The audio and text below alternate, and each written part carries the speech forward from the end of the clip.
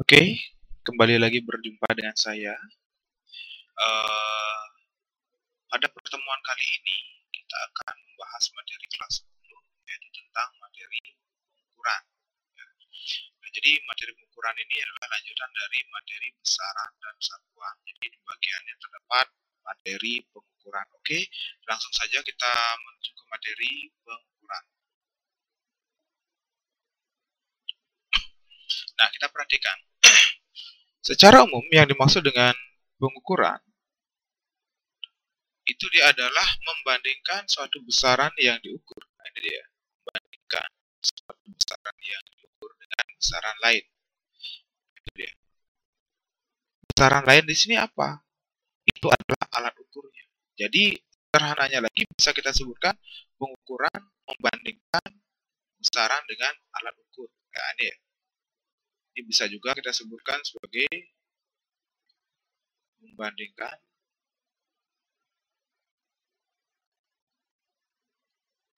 besaran dengan alat ukur.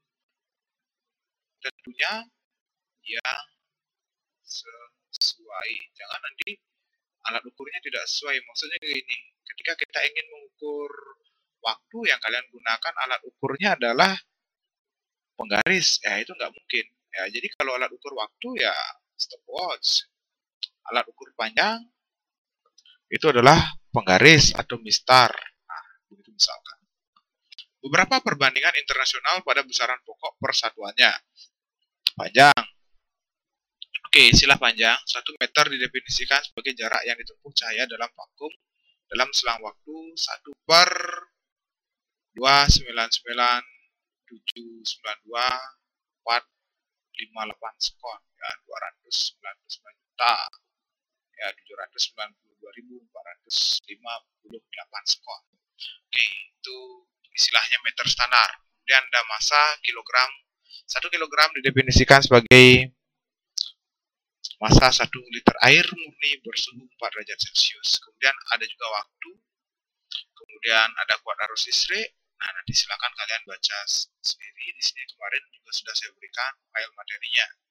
Kemudian suhu, intensitas cahaya, dan jumlah zat. Nah, itu dia definisi-definisi dari perbandingan besaran-besaran tersebut. Nah, di sini ya, walaupun telah memiliki definisi, pengukuran masih memiliki kesalahan atau ketidakpastian dalam pengukurannya. Nah, tentunya setiap kegiatan pengukuran itu pasti ada istilahnya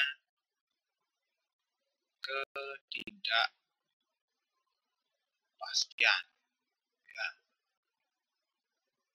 Jadi seberapapun telitinya suatu pengukuran fisika, itu dia pasti akan mengarah ke yang namanya ketidakpastian pengukuran.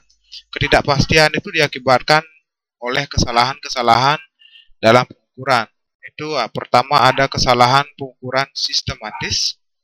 Itu dia diakibatkan yang pertama keterbatasan ketelitian alat ukur, kesalahan pengaturan kalibrasi alat ukur, kesalahan sudut pandang atau paralak, kemudian kesalahan akibat penyederhanaan nilai, ya entah berapa angka belakang koma, itu maksudnya. Kemudian pengukuran tunggal. Nah, ini pengukuran tunggal sehingga tidak akurat.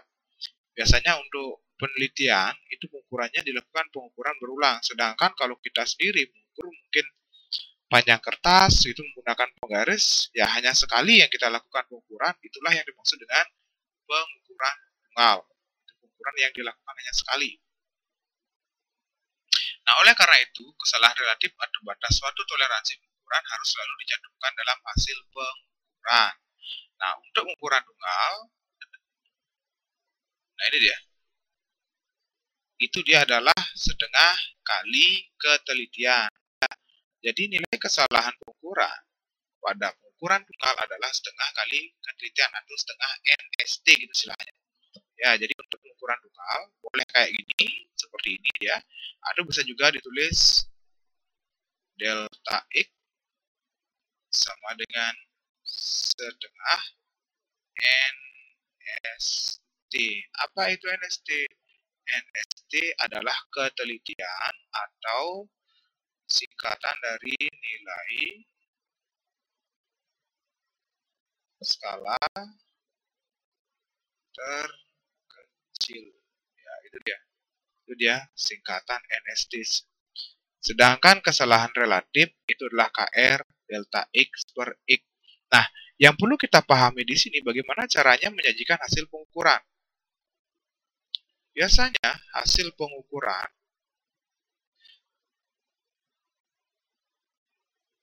itu dia disajikan apabila berisi delta X, ya, delta X kesalahan pengukuran, ya, itu dia biasanya adalah hasil pengukuran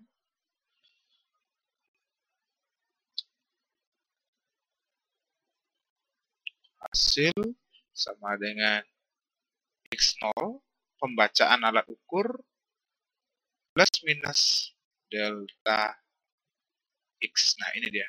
Ya, jadi inilah dia. Atau hasilnya mungkin X sama dengan X0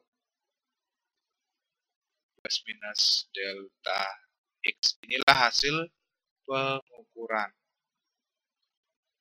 Jadi seperti itu ya. Oke. Biasanya ditampilkan seperti itu. Oke, kita lanjutkan. Nah, kemudian ini ada kesalahan relatif. Sedangkan persentase kesalahan relatif, persentase KR adalah delta X per X kali 100%. Tinggal dikalikan. Ya, delta X-nya berapa? X-nya itu hasil pengukuran kali 100%. Nah, jadi seperti itu. Nah ini dia penulisan akhir. Misalkan untuk panjang, nah jadi seperti ini. Ya, plus minus delta X.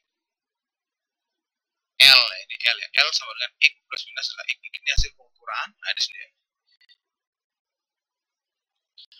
Ini adalah hasil pengukuran. Kemudian delta X adalah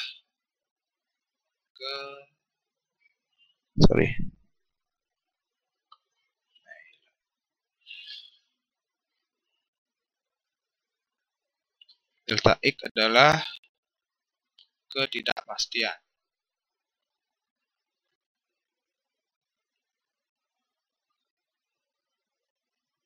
Ini adalah penulisan akhirnya atau pelaporan hasil pengukuran. Nah, oke, kita lanjutkan untuk pengukuran besaran panjang. Dalam pengukuran panjang dapat digunakan, itu yang pertama ada penggaris atau mistar. Nah, penggaris atau mistar itu dia alat ukur dengan ketelitian. Nah, istilah lain dari ketelitian tadi kita sebutkan sebagai NST. Nah, ini dia. 1 mm atau 0,1 cm. Ya. Nah, ada kalanya ketika misalkan ya kalau ini kan kalau penggarisnya normal gitu ya, kita ukur panjang pensil itu biasanya kita mulai dari 0. Nah, tapi ketika kita mulai pengukuran tidak dari 0, kita memulainya mungkin dari skala pertama gitu misalkan. Ya di sini. Nah, ini misalkan kita mulainya di sini ya. Ini misalkan adalah 0,5 gitu ya, 0,5 cm. Kemudian di sini ujungnya. Nah, ini dia. 7, sekian gitu ya. 7,2. Oke, ini kalau nggak salah yang kita baca. Ini dia kita dapatkan 7,2. Nah, maka hasil pengukurannya kemana? Ini adalah X2-nya. X2, hasil pembacaan akhir. Kemudian ini di awal. Ini X1. Kita dapatkan ini. Jadi hasilnya adalah X2 kurang X1. 7,2. Nah, ini dia. Kalau kita jabarkan, di sini jadi 7,2 dikurang 0,5. Hasilnya adalah sama dengan 6,7 cm. Nah, 6,7 ini adalah hasil pembacaannya. Tapi ketika kita melaporkan, tolong diingat bahwa bentuk pelaporannya adalah X plus minus delta X. Di mana delta X-nya ini adalah setengah NST, setengah dari 0,01. Ya, jadi kita dapatkan delta X-nya adalah setengah dari 0,1 cm. ketika 0,1 cm, tengahnya adalah ini 0,05 cm. Jadi ini bentuk laporannya. L yang didapat panjang pensil adalah sekian. Itu dia. Nah, selanjutnya ada jangka sorong. Jangka sorong adalah alat ukur panjang dengan ketelitian 0,1 mm atau 0,01 cm. Ya. Jadi kayak gitu. Itu dia NST-nya 0,1 mm. Nah, di sini cara membaca itu untuk skala utama. Ini kita lihat ya. Yang pertama, untuk skala utama. Panjang skala utama adalah skala utama yang terdapat di sebelah kiri titik 0 skala nonius. Nah, pertanyaan yang mana skala utama, yang mana skala nonius? Nah, yang dimaksud dengan skala utama bagian yang ini. Bagian atas nih, ini kan garis ya, ini garis. Bagian atas ini adalah merupakan skala utama. Ini seperti penggaris biasa, dia memiliki satuan cm, yang mana masing-masingnya ini adalah menunjukkan 0,1 cm. Jadi ini 3, kemudian di sini 4, berarti ini 3,1, 3,2, 3,3, 3,4, 3,5, 3,6, 3,7, dan seterusnya. Ini semua adalah merupakan skala utama. Nah, jadi yang terbaca adalah yang terdapat di sebelah kiri titik 0. Yang mana ini batasnya? Oke, kalau kita lihat titik 0-nya di sini ya, ini 0-nya. Titik 0 dari skala di sini dia, maka sebelah kirinya yang ini. Kita potong di sini. Berapa terbaca? Ini dia skala yang terbaca. Jadi kita dapatkan, nah dari gambar ini misalkan diketahui. Kita dapatkan skala utama sama dengan, karena kita mencari sebelah kiri 0 adalah 3,1 cm. Ya, kemudian skala nonius adalah skala nonius yang berimpit dengan skala utama. Ini dia, ini yang berimpit, sudah dilingkari. Nah, kalau membaca skala nonius, jangan ini yang dibaca, jangan di atas, ini yang dibaca, yang di bawah. Ini dia. Nah, kalau skala utama, ini yang dibaca, bagian atas. Ya, kalau skala nonius ini yang di bawah. Nah, kita dapatkan SN atau skala noniusnya adalah 7. Dengan NST-nya berapa? NST, ini kita pakai yang Sandy. Itu adalah 0,01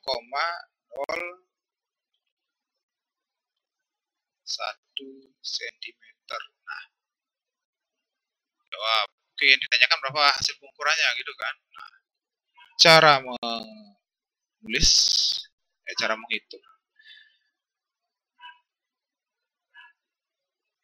Jadi L sama dengan skala utama plus skala nonius kali NST. Skala utamanya kita dapat 3,1 cm ditambah skala nonius 7. Nah, dia 7 ini akan mendapat satuan dari NST-nya yaitu 0,01 cm. Kita akan dapatkan hasilnya adalah 3,1 cm plus 7 kali 0,01 adalah 0,07 cm. Dijumlahkan hasilnya adalah 3,17 cm. Mungkin kalian ada yang bingung, kok bisa 3,1 tambah 0,07 3,17, kok bukan 3,8 langsung. Oke, kita bisa gunakan perhitungan bersusun ya. Ini dia penjelasannya. 3,1 tambah, nah oke, 0, yang sama adalah posisi komanya 0,07. Oke, kalau ini kita gunakan ini 7 1, oke, ini 3,17 ini kita dapatkan ya. Nah, jadi dapatlah seperti yang dituliskan di sini. Jadi kita dapatkan X-nya adalah 3,17 cm. Nah, sedangkan laporannya tolong diingat, bentuknya adalah seperti ini. Tetap dia ada plus minus delta X. Makanya ada 0,05. Didapat dari mana? Nah, ini didapat dari setengah NST. Nah, jadi seperti itu ya. Oke, bentuk jangka sorong secara realnya bagaimana? Ini kan ini yang saya tampilkan di sini adalah tampilan skalanya. Sedangkan bentuk jangka sorongnya seperti apa? Nah, ini dia. Jadi, oke, sekarang kita lihat bagian-bagian jangka sorong. Ini adalah yang ini adalah rahang tetap. Rahang tetap. Ini juga rahang tetap ya. Yang ini. Kemudian di sini adalah rahang geser. Nah, ini dia memiliki 3 fungsi utama. Jadi bagian yang ini bisa digunakan untuk mengukur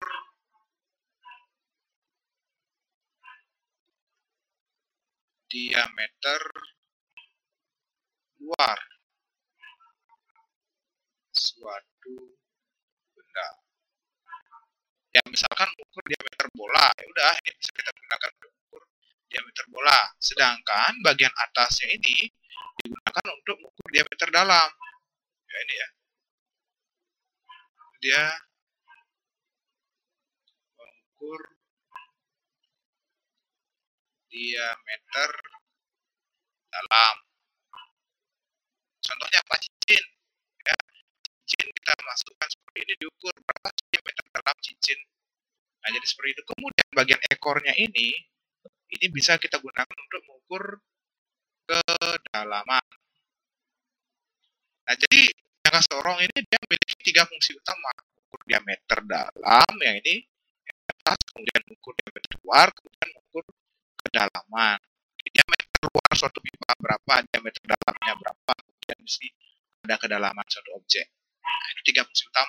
Fungsi yang lainnya bisa juga untuk mengukur ketebalan buku gitu kan. Tapi ini kurang efektif ketika digunakan untuk mengukur ketebalan kertas atau ketebalan rambut. Kita lanjut. Nah, selanjutnya ada micrometer screw. Ini dia memiliki NST, micrometer screw. Yang ini pakai adalah 0,01 ini ya. Ini ya sama sebenarnya 0,01 mm. Ya, dengan ini kan sama. Ya. Cuma biar untuk mempermudah kita memahami micrometer screw, kita pakai 0,01 mm. Sedangkan jangka sorong 0,01 cm. Beda satuannya aja. Ya. Nah, bagian ini yang di sebelah ini udah skala utama. Kemudian ini adalah skala nonius. Sebenarnya ini bukan skala geser. Skala nonius adalah skala putar. Dan yang perlu kalian pahami ini satuannya milimeter. Nah, yang ada tulisnya itu adalah 0, 1, 2, 3, 4 itu nggak ada tulisannya. 5 baru ada. Ya, 0, 5, 10, 15, 20, 25. Nah, itu kebanyakan ya. Biasanya yang tersedia di sekolah itu batas pengukurannya adalah sampai 25 mm atau 2,5 cm. Nah, kemudian di sini di antara 0 dengan 1 ini ada pembaginya. Kalau 0, 1 berarti ini ya 0,5. Ini juga nggak ditulis. Ya, ini berarti 1 dengan 2 ya ini 1,5 dan seterusnya. Ya. Nah, kalau di sini 3, berarti ini berapa? Nah, ini adalah 3,5. Jadi kayak gitu. Nah, bagaimana cara membaca skala utama? Nah, kita lihat. Skala utama adalah skala yang terpanjang yang masih dapat terbaca di sebelah kiri dari skala nonius sampai maksimal di sini. Ini terbaca sampai berapa? Nah, ini batasnya. Oke. Nah, kita dapat ini dia. Ini dia kita baca adalah 3,5. Jadi dalam hal ini kita dapatkan skala utama SU ya. Skala utama kita dapatkan 3,5 mm. Ini satuannya milimeter. Kemudian skala nonius adalah skala nonius yang berhimpit dengan skala utama atau yang segaris, yang ini deh. Nah, ini. Cuma dia nggak ada yang tulis 37-nya sebenarnya. Ini 3540 kita baca manual. 3540 ini 36, 37, 38, 39, 40 jadi gitu. Ya, ini skala nonius. Kita dapat hasilnya adalah 37. Tentunya dengan NST-nya berapa? 0,01 juga kita pakai milimeter. Tapi kalau tadi jangka sorong kan 0,01 cm. milimeter. Nah, di sini milimeter yang kita pakai. Tentunya hasil pengukuran X sama dengan SU plus SN kali NST. Ini rumusnya umum ya. SU-nya berapa? 3,5 mm satuannya. Tambah skala Newton-nya 37 kali NST 0,01 mm. Jadi kita dapatkan di sini 3,5 mm tambah 37 kali 0,01 ya. Jadi hasil 0,37 mm. Jadi ini sama dengan 3, oke ini 3,5 ya. 3,5. Nah, ini bukan 3537 tapi 3,87 mm. Oke. Ini ya kita lihat perhitungan secara bersusunnya. 3,5 tambah 0,37. Oke, ini kita tambahkan 7. Ya, ini kan enggak ada ya, berarti 0 ya. 5 tambah 3 8. Kemudian nih 3,87. Ini kita dapatkan. Makanya di sini diperoleh X-nya itu adalah 3,87 mm. Nah, pelaporannya tetap seperti ini. Ya, plus delta X. Jadi ini dia laporannya. Nah, tergantung dalam soal ya, bisa diminta sampai pelaporan atau bisa hanya diminta hasil pembacaan alat ukur. Nah, itu aja. Nah, tampilan jangka micrometer screw seperti apa? Ini dia. Ini real tampilan micrometer screw. Kalau ini skalanya aja ya, skalanya ini. Skalanya ini diambil dari mana? Ini dia. Nah, ini kalau kalian perhatikan skalanya ini. Ini yang diambil. Thread yang ditampilkan dalam soal hanya segini aja. Untuk mudah. Ini kan ada ya. Ini 0 nih, kemudian nih 0,1, 0,2, 0,3 dan ini 5 ya, sorry ya. 0, 5 dan seterusnya. Ini 35, ini skala putarnya. Ya. Ini adalah rahang tetap, ini adalah rahang gesernya. Nah, geser ini dia bergeser akibat bagian ini diputar. Umumnya micrometer screw memiliki fungsi yaitu pertama mengukur tebal kertas. Oke, bisa digunakan untuk ukur tebal kertas ya. Bisa juga efektif digunakan mengukur tebal rambut. Ya, cuma ini batasnya ya. Oke, umumnya untuk tampilan yang ini dia hanya memiliki batas ukur 25 mm atau 2,5 cm ya, kecil sekali ya memang ya. Jadi kecil karena tujuannya pembuatan alat ini adalah untuk mengukur benda-benda yang memang tipis, yang tidak bisa diukur dengan menggunakan penggaris atau tidak bisa diukur menggunakan jangka sorong. Kalau memang bisa diukur menggunakan jangka sorong ya bisa kita pakai jangka sorong. Nah, itu dulu terkait tentang pengukuran ya. Jadi di sini kita sudah mempelajari jenis-jenis alat ukur, terutama yang kita bahas di sini yang memang sering muncul dalam soal-soal ulangan baik ujian akhir itu adalah jangka sorong, micrometer screw. Ini saya yakin juga waktu SMP kalian sudah mempelajari teorinya. Nah, silakan kalian pelajari kembali. Nah, oke, sampai berjumpa lagi di video selanjutnya.